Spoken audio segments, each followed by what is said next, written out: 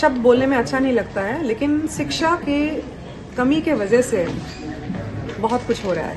तो कलाकारों को शिक्षित होने की ज़रूरत है। उन लोगों का हाल ही में मैंने हरकत कुछ देखा है मंच पे जो बलात्कार से कम नहीं है। मैं बिहार में रहती हूँ, फिलहाल तो मैं पटना में रहती हूँ। पटना में मेरा घर भी है। मैं चंपारण सत्याग्रह गीत से मैं शुरू करना चाहती हूँ। इस न्यूज में हूँ प्राची सिंह आपके साथ। कल्पना पटवारी जी बिहार की धरती पर आया है और प्रस्तुत महोत्सव है 24 से 28 तक। उस कार्यक्रम के दौरान आज पहले दिन शिरकत की है और हम इनसे सीधे बात करते हैं कि बिहार की धरती पर आए। तो सबसे पहले तो मैम आपका स्वागत है बिहार की धरती पर। बहुत बहुत धन्यवाद।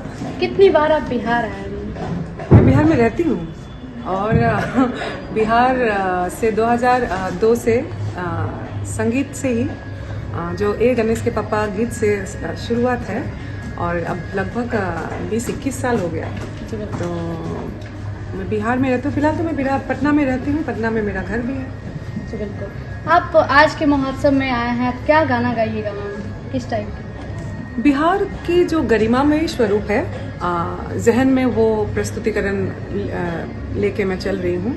बाकी जो मनोरंजन की दिशा है, ऑफ कोर्स लोग अगर कुछ रिक्वेस्ट करेंगे या बोलेंगे, हमेशा बोलते हैं, मतलब जो उनकी इच्छा होगी वो ज़रूर मैं सुनाने की कोशिश करूँगी। लेकिन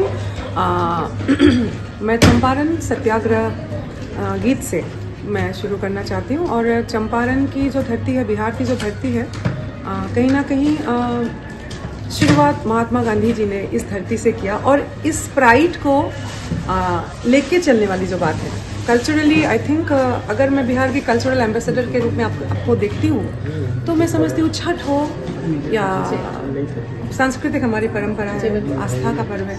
और चंपारण भी, मैं चंपारण हो, नालंदा हो, इन सब विषयों में एक्चुअली गीत चाहिए और कलाकारों को बनाना चाहिए और इस प्राइड को आगामी जो पीढ़ी है उन तक पहुंचाने की जरूरत है। अभी के दिनों में जो भोजपुरी में जो है अश्लीलता वाले गाने गाते हैं, लेकिन आप एक अलग ही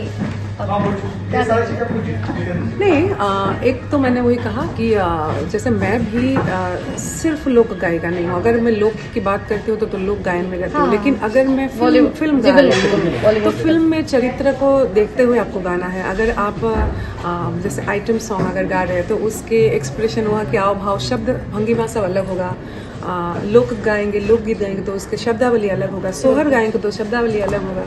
तो वो तो है। लेकिन एक बात तो है, मैं फिलहाल देख रही हूँ क्योंकि पटना में मैं हूँ, पिछले 1 साल से आना जाना करके रह रही हूँ और ज़्यादा करीब से मैं अभी देख रही हूँ।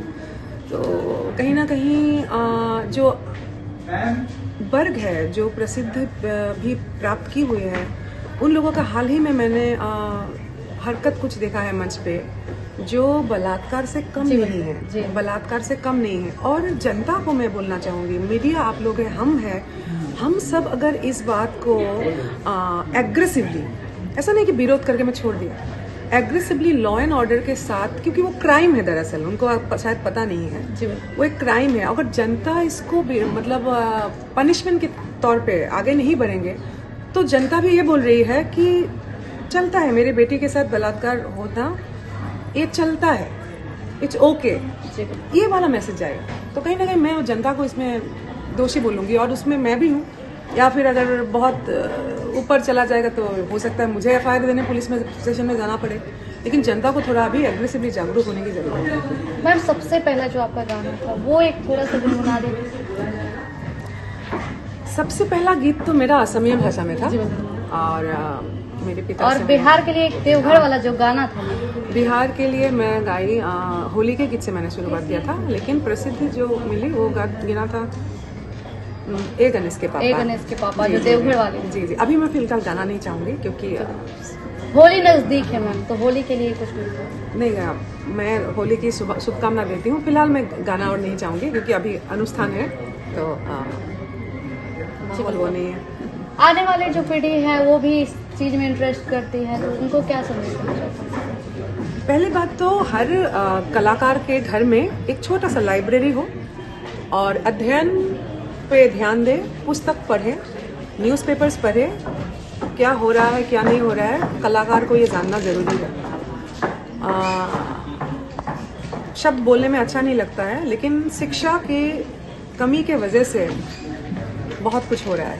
तो कलाकारों को शिक्षित होने की ज़रूरत है। चलिए, ये थी हमारे साथ कल्पना पटवारी जी। तो आपने सुना ऐसे ही तमाम सुंदर